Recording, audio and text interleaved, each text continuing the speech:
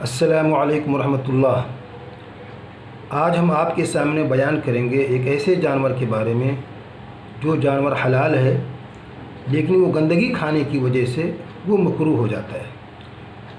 علامہ نووی رحمۃ اللہ علیہ جو مسلم شریف کے بہت بڑے شارح ہیں اور مشہور شارح ہیں، وہ فرماتے ہیں کہ وہ جانور جو زیادہ تر گندگی کھاتا ہے اور چارہ کم کھاتا ہے وہ جانور جلالہ ہے۔ اس جانور کو جلالہ کہا جاتا ہے، یعنی گندگی کھانے والا جانور۔ اور جو جانور زیادہ تر چارہ کھاتا ہے، گندگی کم کھاتا ہے، وہ جانور جلالہ نہیں ہے۔ اب جلالہ کا حکم کیا ہے؟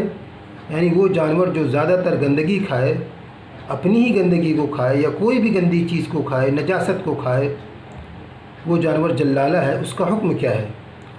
تو احناف کے نزدیک جلالہ جانور یہ مکروہ تنزیہی ہے، اس کا گوشت کھانا۔ جلالہ کا اطلاق کس پر ہوتا ہے؟ کس جانور کو جلالہ کہتے ہیں؟ وہ بکری جو گندگی کھائے زیادہ تر، وہ مرغی جو زیادہ تر گندگی کھائے، وہ بیل، بھینس یا گائے زیادہ تر گندگی کھائے، تو ان جانوروں کا کھانا جس کو جلالہ کہا جاتا ہے اس کا گوشت مکروہ تنزیہی ہے، اس کا دودھ پینا مکروہ تنزیہی ہے۔ البتہ حنابلہ اور بعض شوافع کے نزدیک مکروہ تحریمی ہے، یہ کہتے ہیں اس کا گوشت کھانا حرام کے قریب ہے۔ یہ تو جلالہ کا حکم ہے۔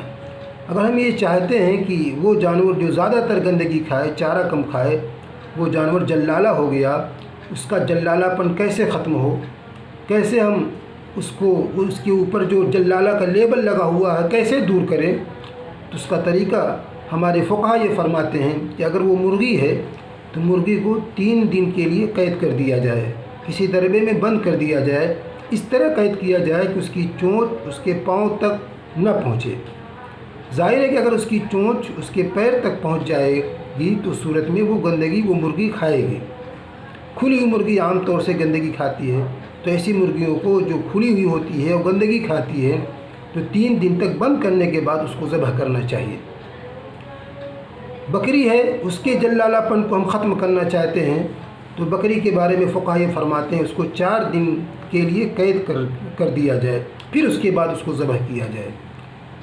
بڑا جانور ہے، بیل، بھینس، گائے ہے، تو اس کے بارے میں فقہا یہ فرماتے ہیں کہ کم از کم 10 دن کے لیے اس کو قید کیا جائے، اور اس طور سے قید کیا جائے کہ وہ گندگی کے قریب نہ پہنچے۔ تو یہ جلالہ ہے۔ یہ ترمذی شریف کی ایک روایت ہے جس سے آپ صلی اللہ علیہ وسلم نے جس کے اندر جلالہ جانور کو کھانے سے اور اس کا دودھ پینے سے منع فرمایا ہے، وہ روایت میں آپ کے سامنے پیش کرتا ہوں۔ باب ما جاء فی اکل لحوم الجلالۃ والبانها، یہ باب ہے جلالہ جانور کا گوشت کھانے اور اس کا دودھ پینے کے بارے میں۔ عن ابن عمر رضی اللہ تعالی عنہما قال نہى رسول اللہ صلی اللہ علیہ وسلم عن اکل الجلالۃ والبانها۔ حضرت عبداللہ بن عمر رضی اللہ تعالی عنہما فرماتے ہیں کہ حضور صلی اللہ علیہ وسلم نے جلالہ جانور کا گوشت کھانے سے اور اس کا دودھ پینے سے منع فرمایا ہے۔ اسی مفہوم کی ایک اور حدیث ہے، اس حدیث کے اندر آپ صلی اللہ علیہ وسلم نے جلالہ کے ساتھ ساتھ 2 اور چیز سے منع فرمایا ہے۔ ایک اس جانور سے منع فرمایا ہے جو جانور ذبح کیا جاتا ہو شرعی طریقے سے اور اس کا کھانا جائز ہو، مثلا بکری ہے یا مثلا مرغی ہے یا کوئی گائے ہے، اس جانور کو کوئی شخص اس کی وجہ سے، اپنی بیوقوفی کی وجہ سے، اپنے احمقانہ پن کی وجہ سے اس کو کسی درخت سے باندھ دے اور باندھ کر کے تیر سے اس کا نشانہ لگائے۔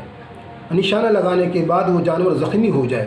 اگر وہ جانور زخمی ہو کر کے مر جاتا ہے تو اس بکری کا کھانا حرام ہے، اس بکری کا کھانا حرام ہے۔ البتہ اگر وہ تڑپ رہا ہے پھر جا کر اس نے شرعی طریقے سے اس جانور کو ذبح کر دیا تو اس کا کھانا حلال ہو جائے گا، البتہ وہ بہت بڑا گنہگار ہوگا، اس لیے کہ اس نے بے رحمانہ ایک گونگے جانور کے ساتھ سلوک کیا ہے، وہ بہت بڑا گنہگار ہے۔ ایسے جانور کو جس کو کسی درخت سے باندھ کر کے کہیں کھڑا کر کے تیر سے نشانہ لگایا جائے، اس جانور کو مجسمہ کہتے ہیں۔ مجسمہ، جسمہ یا جسیم، مجسمن کے معنی کسی چیز سے چپکنا، کسی چیز سے اس کو باندھ دینا۔ تو ظاہر ہے کہ چونکہ وہ جانور اپنی جگہ سے ہٹ نہیں سکتا، اس کو باندھ دیا جاتا ہے، اس لیے ایسے جانور کو مجسمہ کہا جاتا ہے۔ جلالہ کے ساتھ ایک اور چیز ہے جس سے آپ صلی اللہ علیہ وسلم نے منع فرمایا ہے کہ کوئی شخص بہت بڑا مٹکا ہو، بہت بڑا مشکیزہ ہو، کوئی بڑی بالٹی ہو اور اس کو اوندا کر کے پانی پیے بغیر کسی چھوٹے برتن سے نکالے ہوئے۔ اگر کوئی شخص کسی بڑے مشکیزہ کو اوندا کر کے اور اس کے کنارے اپنا ہونٹ لگا کر کے پانی پیتا ہے، ظاہر ہے اس سے آپ صلی اللہ علیہ وسلم نے منع فرمایا ہے، اور اس میں اس کا اندیشہ ہے کہیں ایسا نہ ہو اس کے پیٹ میں زیادہ پانی نہ چلا جائے، جتنا پانی پینا چاہتا ہے اس سے کہیں زیادہ اس کے پیٹ میں پانی پہنچ جائے۔ اس کا بھی امکان ہے کہیں ایسا نہ ہو کہ پورا مشکیزہ، پورا مٹکا اس کے اوپر پلٹ جائے، پورا پانی گر جائے اور پورا پانی ضائع ہو جائے۔ اس کا بھی امکان ہے کہ اس مٹکے کے اندر کوئی کیڑا ہو جس کو نہ دیکھ سکا ہو، وہ کیڑا اس کے منہ کے اندر، اس کے منہ کے راستے سے پیٹ میں چلا جائے، پھر اس کے لیے وہ کیڑا نقصان دہ ہو، وہ کیڑا زہریلا ہو جو اس کی صحت کی بربادی کا سبب بنے، اس کے لیے مضرت رساں بن جائے، اور اندیشہ اس کا بھی ہے کہ اس کی جان چلی جائے۔ تو ان تین چیزوں سے دوسری حدیث کے اندر آپ صلی اللہ علیہ وسلم نے جلالہ کے ساتھ دو چیزوں سے اور منع فرمایا ہے۔ وہ روایت میں آپ کے سامنے پیش کرتا ہوں۔ عن ابن عباس ان النبی صلی اللہ علیہ وسلم نہى عن المجثمة وعن لبن الجلالة وعن الشرب من في السقاء۔ حضرت عبداللہ بن عباس رضی اللہ تعالی عنہما سے مروی ہے کہ حضور صلی اللہ علیہ وسلم نے مجسمہ سے منع فرمایا ہے، اور مجسمہ کی تشریح میں نے آپ کے سامنے کر دی۔ اسی طریقے سے آپ نے جلالہ جانور کے دودھ سے منع فرمایا ہے، اور مشکیزے کے منہ سے پانی پینے سے منع فرمایا ہے۔ السلام علیکم ورحمۃ اللہ وبرکاتہ۔